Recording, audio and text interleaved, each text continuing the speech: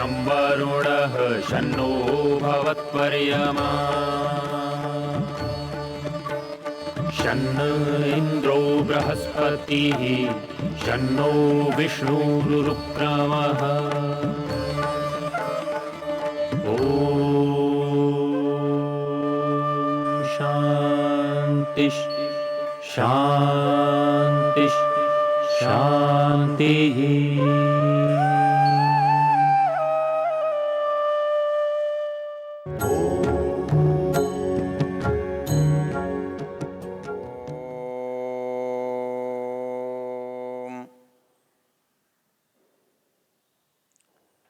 आज की चर्चा का जो विषय है, विचार है, वो यजुर्वेद के 32वें अध्याय का एक मंत्र है। वेनस्तत्पश्यन्निहितं गुहासत् यत्र विश्वं भवत्येकनीडं यस्मिन् संच विचैति सर्वं स ओतः प्रोतश्च विभुः प्रजास्। हम वेद में ईश्वर के स्वरूप की चर्चा कर रहे हैं। हम जानते हैं कि इस मंत्र का स्वयंभू ब्रह्म ऋषि है और परमात्म देवता है। इसका जो सामान्य अर्थ है, वेनस्तत्पश्यन्निहितं गुहासत्, कहता है कि जो कुछ पीछे है, जो दिखाई नहीं दे रहा है, प्रत्यक्ष नहीं है, हमारी आँखों के सामने नहीं है, किंतु है, वो छिपा हुआ है, इन आँखों से छिपा हुआ है। उसको देख तो सकते हैं, लेकिन कौन देख सकते हैं? कहते हैं वेना, विद्वान लोग देख सकते हैं, बुद्धिमान लोग देख सकते हैं, उसे बुद्धि से देखा जा सकता है। हम स्थूल उससे नहीं देख सकते। यह एक प्रश्न उत्पन्न होता है, जो चीज़ सबकी है, सबके काम की है, वो सबको पता न हो तो क्या लाभ है? भोजन सबकी आवश्यकता है, सबको पता है, सब करते हैं, इसलिए समझ में आता है कि सबके लिए है, इसलिए सब उसके बारे में जानते हैं। तो क्या ईश्वर सबके लिए नहीं है? क्या केवल बुद्धिमानों के लिए है? यदि ऐसा सोचा जाए तो फिर बाकी लोगों का काम उसके बिना चलना चाहिए। और चलता है क्या? इस पर मनु की एक बड़ी सुंदर पंक्ति है। वो कहते हैं, इदं शरणमज्ञानाम् इदमेव विजानताम् इदम् अन्विच्छतां स्वर्ग्यम् इदम् आनन्त्यमिच्छता। वो कहते हैं, ईश्वर के बारे में, इसमें संसार में यदि हम दृष्टि डालें,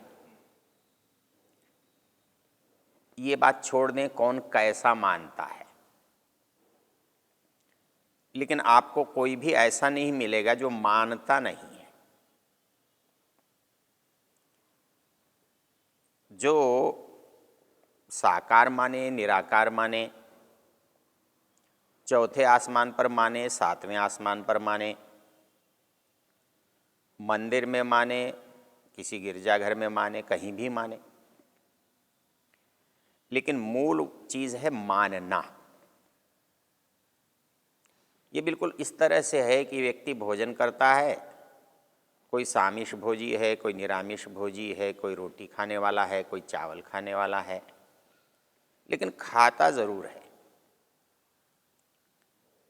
उसका भोजन और भूख में संबंध है। तो ऐसे ही हमने देखा कि ईश्वर में और व्यक्ति में क्या संबंध है। ईश्वर हमारी कौन सी आवश्यकता को पूरा करता है? इस पर हम विचार कर चुके हैं कि ईश्वर हमारी ऐसी आवश्यकता को पूरा करता है जिसको कोई दूसरी चीज़ पूरा नहीं करती, और वो है हमारा दुख, हमारा अभाव, हमारा अज्ञान।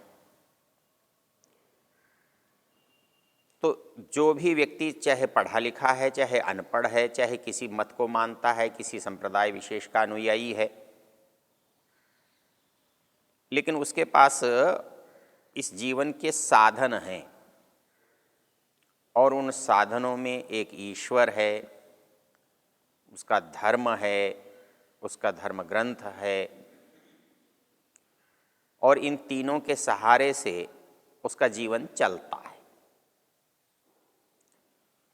वो एक ईश्वर को मानता है तो उससे लगता है मेरी समस्याओं का इससे समाधान हो जाएगा, अर्थात जहाँ जाकर मेरी समस्याएं अटक जाती हैं, रुक जाती हैं, मुझे कोई रास्ता नहीं मिलता है, तब जिस रास्ते का मैं आश्रय लेता हूँ, जिस रास्ते को मैं चुनता हूँ, वो ईश्वर है। किसी भी मत संप्रदाय में आप विचार करें, जैसे दो बातें विशेष रूप से हम देखते हैं। हिंदू कहता है ईश्वर अवतार लेता है। अच्छा, इसको क्यों अवतार लेवाता है वो? क्योंकि उसकी कोई समस्याएं रखता है, वो समस्याओं का वो समाधान चाहता है। ये अलग बात है कि वास्तव में वो समस्याएं और उस समाधान में कोई संबंध है या नहीं है, ये बुद्धिमान के जानने की बात है। लेकिन संबंध मानना ये किसी के लिए भी संभव है, चाहे पढ़ा लिखा है या चाहे अनपढ़ है। तो ईश्वर के बारे में जो संबंध मानना है वो अधिकांश बिना बुद्धि का है, बिना विवेक का है। उदाहरण के लिए हम अवतार को समझ लें। हमारी इच्छा है कि अवतार लेना ज़्यादा सुविधाजनक है। क्यों सुविधाजनक है? कहते हैं कि अवतार जो लेता है उससे वो दुष्टों को दंड देता है। कंस को मारने के लिए कृष्ण ने अवतार लिया, रावण को मारने के लिए राम ने अवतार लिया, और बहुत सारे अवतार हुए। हमको ऐसा लगता है कि इन लोगों ने इस काम के लिए अपना एक स्वरूप चुना। लेकिन एक प्रश्न है। प्रश्न ये है कि जो चीज़ें वो बनाता है, जो चीज़ें वो बना रहा है, उनमें इनका स्थान क्या है? यदि रावण को मारने के लिए राम को जन्म लेना पड़े तो प्रश्न ये उठता है कि रावण को जन्म किसने दिया? जन्म देने के लिए तो किसी ने अवतार नहीं लिया, नहीं तो उसका पिता जो है वो अवतारी पुरुष हो जाता। तो उस अवतार के बिना जन्म हो गया ना, उस अवतार के बिना लंका बन गई, उस अवतार के बिना अयोध्या बन गई, उस अवतार के बिना संसार बन गया, आसमान बन गया, सूरज बन गया, और एक छोटे से रावण के लिए अवतार लेना पड़ा। इसमें संबंध क्या है? औचित्य क्या है? संभव कैसे है? किसी कार्य से का किसी कारण से संबंध होता है। मैंने आग में हाथ दिया, जलेगा। बर्फ पर हाथ रखा, ठंडा हो जाएगा। लेकिन मेरी मान्यता बड़ी विचित्र है। पाप तो मैं अजमेर में करूँगा और स्नान गंगा में हरिद्वार जाके करूँगा और मेरे पाप दूर हो जाएंगे। उस पाप का उस गंगा से क्या संबंध है? ये बात तो मेरी समझ में आती थी कि मैं यहाँ कुछ मैला हो गया था, वहाँ पानी में जाकर नहा लिया तो धुल जाऊँगा, तो पानी से यहाँ भी धुल जाऊँगा। वहीं धोने में क्या विशेष हो जाएगा? तो ये जो कार्य कारण संबंध है, इसको समझना तो है बुद्धिमानी, इसको समझना है विवेक, इसको समझना है विद्वत्ता, और इसके बिना जो स्वीकार करना है, मानना है, वो है अज्ञानता। तो मानते दोनों हैं, विद्वान भी मानता है, अविद्वान भी मानता है, लेकिन मानने का प्रकार अलग अलग है। जो अविद्वान है वो कहता है कि वो अवतार ले रहा है, क्योंकि उसे काम करना है। उसे लगता है कि जो मेरे वश का नहीं है उसे कोई उसका उपाय तो करे। तो जैसे मैं अपने से ताकतवर आदमी को बुला लाता हूँ, पुलिस में शिकायत कर देता हूँ, न्यायालय में चला जाता हूँ, तो मैं समझता हूँ ऐसे ही ईश्वर को अवतार के रूप में ले आता हूँ, जिससे मेरी बाधाएं जो हैं, रुकावटें हैं, वो दूर हो जाएं। लेकिन एक बड़ा विचित्र प्रश्न है जिस पर कभी व्यक्ति विचार ही नहीं करता। वो विचार ये नहीं करता कि अवतार बड़ा है या ईश्वर बड़ा है। इस शरीर में यदि जीवात्मा बड़ा हो और शरीर छोटा हो तो फिर इसका संयोजन कैसे होगा? ये तो बिल्कुल ऐसा हो जाएगा कि कपड़े छोटे हों और शरीर बड़ा हो, तो आप इसको कैसे पहनाएंगे?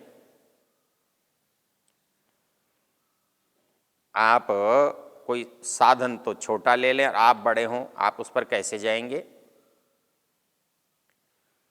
तो वैसे ही जब हम ये कहते हैं कि वो अवतार लेता है, तो जो शरीर है वो बड़ा है या जो अवतार ले रहा है वो बड़ा है?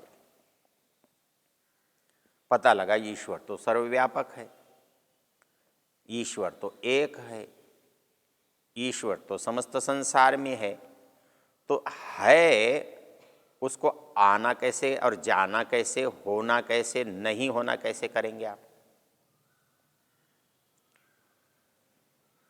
एक इतनी बड़ी चीज को आप छोटे से चीज में कैसे बदला देंगे? और हम जब बुद्धि का उपयोग नहीं करते तो उसको वैसा ही मान लेते हैं और ठीक मान लेते हैं। एक बार मैं तिरुपति के मंदिर में गया घूमने के लिए, वहाँ बड़ा अच्छा एक दृश्य देखा। दृश्य ये था, सायंकाल भगवान की आरती चल रही थी, उसको बाल आरती कहते हैं, अर्थात बाल भगवान की आरती। भगवान का जो बाल स्वरूप है, शैशव है, उसकी आरती, उसको झूले में रख करके झुलाते रहते हैं। बहुत सुंदर सा वातावरण बनता है, हजारों वहाँ पर प्रकाश के बल्ब लगे रहते हैं। बड़े तगड़े तगड़े 8-10 पुजारी जो हैं वो एक झूले को झुलाते हैं। बहुत सुंदर संगीत चलता है। मैंने पास में बैठे व्यक्ति से पूछा, मैंने कहा भाई साहब एक बात बताओ। बोले ये जो बाल भगवान हैं ये कौन से वाले हैं? बोले जो अंदर मंदिर में है वही है ना? बोले हाँ वही हैं। तो मैंने कहा वो इस समय वहाँ है कि नहीं है? बोले वो तो वहाँ है। फिर उनका बाल यहाँ कैसे आ गया? जो आदमी बूढ़ा हो चुका, बड़ा हो चुका, उसको आप बच्चा बना के पालने में कैसे डाल देंगे? क्योंकि आप वो 100-200 मन की मूर्ति को उठाकर तो पालने में डाल नहीं सकते।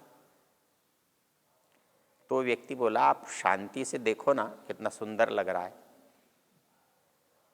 इस विचार में आप क्यों पड़ते हो क्या होगा क्या नहीं?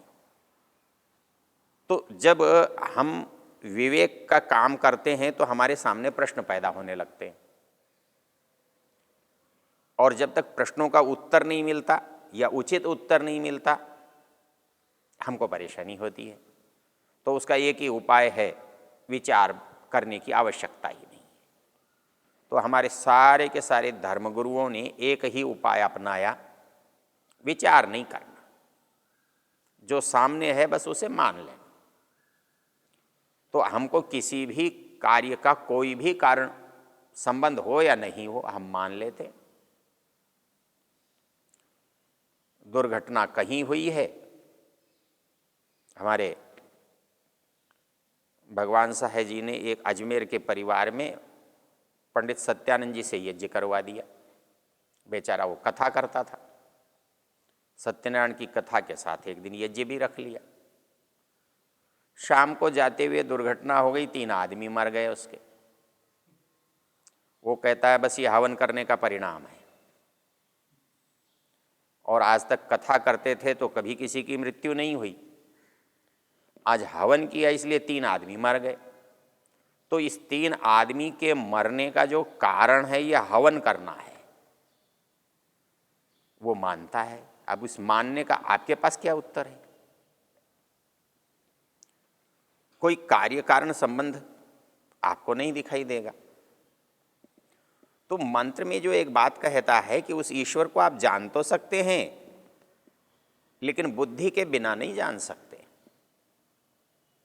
वेनस तत्पश्यन् निहितम गुहासत, क्योंकि वो सामने तो है नहीं। जब सामने नहीं है तो छिपा हुआ है, छिपा हुआ है उसको सब तो नहीं जानते, उसे कोई कोई जानता है। इसलिए जब मनुष्य बिना जाने काम करता है तो वो ईश्वर को कैसा भी मान लेता है। उसको इस बात की चिंता नहीं है कि ईश्वर के अवतार लेने में वो इतने बड़े से इतना छोटा कैसे बन जाएगा, वो माँ के पेट में कैसे आ जाएगा, क्या वह था नहीं क्या पहले से वहाँ? जमीन पर आएगा तो क्या जमीन पर नहीं था जो आएगा? क्योंकि अवतरण वहाँ होता है जहाँ नहीं था। जहाँ है वहाँ से यदि वो जाएगा तो रहेगा नहीं।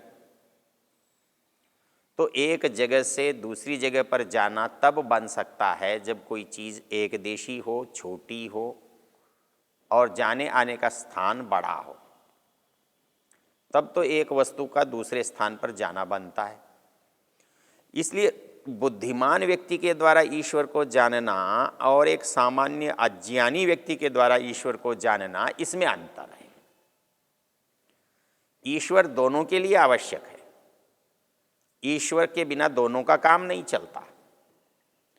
ईश्वर का काम लेने के लिए सब ईश्वर को मानते हैं, और जैसा जैसी उनकी बुद्धि है, जैसा जैसा उनकी योग्यता है, वैसा वैसा वो ईश्वर मान लेते हैं। इसमें बुद्धि का उपयोग नहीं करेंगे तो काम बहुत आसानी से चलता है, और बुद्धि का उपयोग करने पर जटिलता बढ़ जाती है। तो इसलिए पहली चीज़ जो हमने देखी कि ईश्वर को मानने वाले जितने भी हैं वो बुद्धि के द्वारा मानते हैं कि बुद्धि के बिना मानते हैं।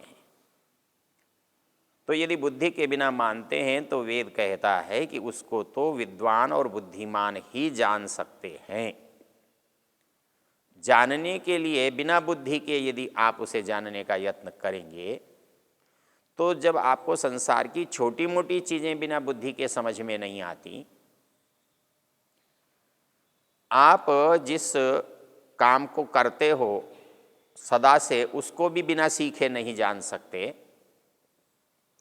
तो फिर ईश्वर को बिना सीखे कैसे जान सकते हैं? इसलिए वेद कहता है वेनस तत्पश्यन् निहितम गुहासत, विद्वान होकर ही उसे देखा जा सकता है। ओ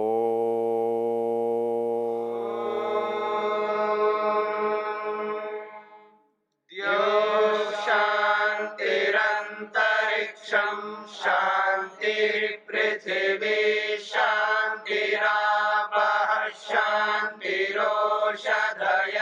शान्तिः वनस्पतयः शान्तिर्विश्वे देवा शान्तिर्ब्रह्म शान्ति सर्वं शान्ति शान्तिरेव शान्ति शान्ति